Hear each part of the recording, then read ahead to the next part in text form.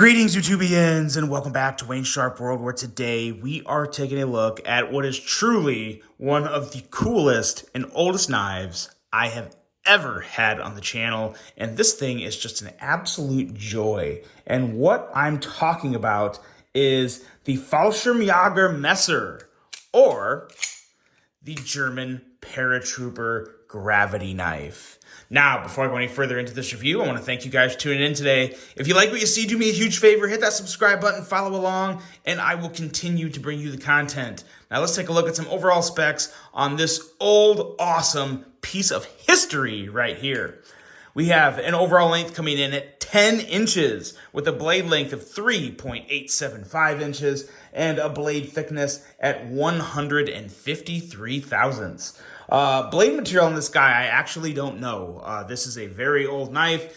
I'm assuming it is some type of probably low quality stainless steel based off, just kind of where steel science was at that point in time. I mean, we are talking World War II era. So yeah, been a minute. Don't know what kind of steel is on this blade, but it is a pretty good looking, this thing has so much character to it. It's a drop point style blade. Maybe some people might try considering a spay point blade, or I don't know. You guys tell me. Full flat grind with a surprisingly very slicey geometry. We'll talk more about that in a second.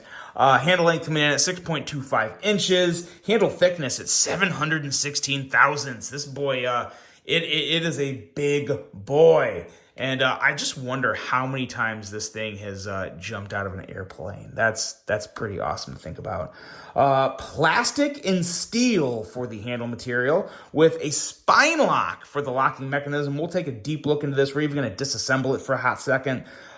This is using a lever lock, or a fulcrum lever on the spine lock to engage and disengage the lock. We'll go over that in a second. There is no clip, so this is a left or right hand carry. This is probably to strap it to some part of your person as you jump out of a plane or on your bag, something like that. 10.4 ounces. The prices on these are really weird. They really vary. They can go anywhere from $150 up to $300, depending on the condition. Luckily for me, my brother happened to pick this up at a gun show, and I said, hey, can I review this on the channel? And he said, yeah, just bring it back by Thanksgiving. So we are reviewing this before Thanksgiving, and maybe we'll use this to cut up the turkey on Thanksgiving Day. But yeah, this thing is it is incredible. This, as I said, used by German paratroopers in World War II and after World War II. This knife has a very long history and some really, really cool attributes to it. But let's do some size comparisons. Let's see how it compares to some modern folders. Let's bring out the Civivi Conspirator here, and look at that thing. Look at how it just dwarfs the Civivi Conspirator. What else do I have that's big over here? I've got this guy. It's new. I don't know how much people will be familiar with this, but it's the Civivi Plasoid. Again, not very big. That's about the biggest knife I have within reach of me. What else? Do I have anything? I really don't. That's it. That's all I got. Well, here's the Duroc Delta. That's longer. That'll actually be a little better of a comparison. No, still really not that much. So yeah, this is a big boy. This is just a brick of a knife.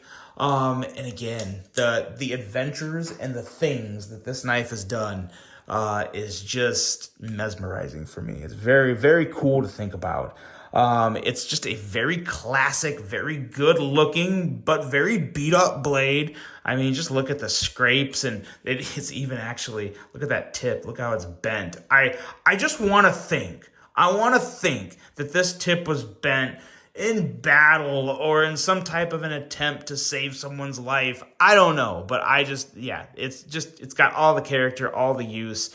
But this thing is still has the potential to be extremely slicey. We're looking at 11 thousandths behind the edge on this thing. Now, yes, the edge needs to be touched up. It's not a super sharp edge right now, but it would 100% cut me if I tried to, so we're not going to do that. But it has the potential to be an absolute razor.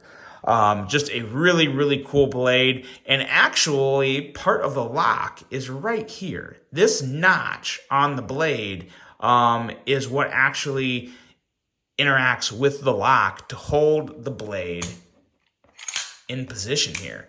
And it's really hard. I wish I could actually deploy it. You have to swing it, so it's hard to show it all in one motion. But basically, the way this lock works is it is a spine lock with this fulcrum lever. You obviously, when you're just carrying it, you carry it like this, keep your thumb up wherever you want. But when you want to open it, you flip the fulcrum lever up and you push in. That raises the spine up, which raises the latching point that is sitting above this up, and it comes out. And then it locks, and it's locked. It is locked in place very securely. Now, there's a lot of blade play, but again, this is a knife from the freaking 40s and 50s. I mean, it's with this type of design, it's probably, there's just no way they were going to get around not having blade play, so there's no issue there. I mean, it is what it is, but it is still a very solid lockup. It is extremely hard to push this knife in, so it's out there and it's not coming in unless you want it to, and push it back in. Now this little point here, this is cool. This is actually made to disassemble the knife. So if you get something in it and the blade is stuck and won't come out, you just push in on the square, pull up, this comes off, and just like that, it opens up. And then you have the entire blade exposed to clean, to take out any gunk, to do whatever you need to do. And just a really, really cool and simple design. A very simple design for field stripping and cleaning. They really had the soldier in mind when this thing was designed, and I think that's awesome. This old, and it came apart and came back together that quick. That's that German engineering, that top-class German engineering, nothing like it. It's only gotten better over the years, but that is just so, so cool. It also has a marlin spike down here that can come out, and that can be used. Let's try and get this into the actual camera here.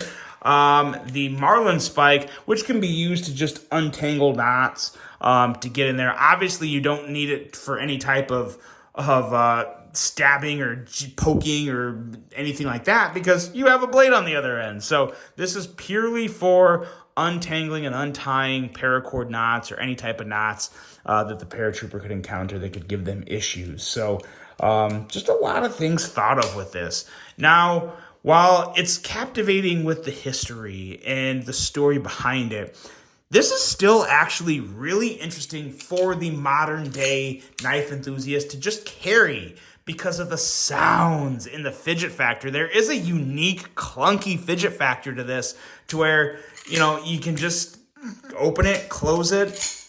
Did you hear that? I mean, it's just, it's so fun. And when you think about where this thing has been and what it's done, what it was originally intended for, this knife was made for badasses. And that is just really, really cool to me. It's just, yeah, it's something that I'm going to give this back to my brother, but I may just buy one. I might just buy one for the collection. The original, the actual ones that were used in the true World War II have wooden handles. So I might even look for one with wooden handles. I'm sure those ones would be closer to $300 and up. But if you can find one in really good condition, I wouldn't have an issue with that. I would be totally down for that. I think with a little TLC, this thing could actually be restored to a really, really good condition and be extremely impressive. So that is the German Paratrooper knife, guys. Let me know what you think of this. Would you drop $200+ on something like this? I don't know how hard they are to find. I've never come across one until my brother showed me this. I honestly didn't even know it was a thing. But they are out there, and I don't think they're super hard to find. You just have to be at the right show at the right time. And who knows, maybe you can buy one offline nowadays. It's hard to trust everything you buy on the internet anymore, but they're out there. They are available. And just let me know what you guys think of this. I thought this was really, really cool. I do think it can have some real use in today's world for just, just regular cutting and carrying in a backpack or something, or even in your pocket. It's when it's closed, it could fit in a pocket. I mean, it really could. So all depends on the user's preference, but it's just cool, guys. It's just cool. I had to make a video of it. Let me know what you guys think of this. Really hope you enjoyed it. Hope you have a great rest of your day. And until the next one, I'm out.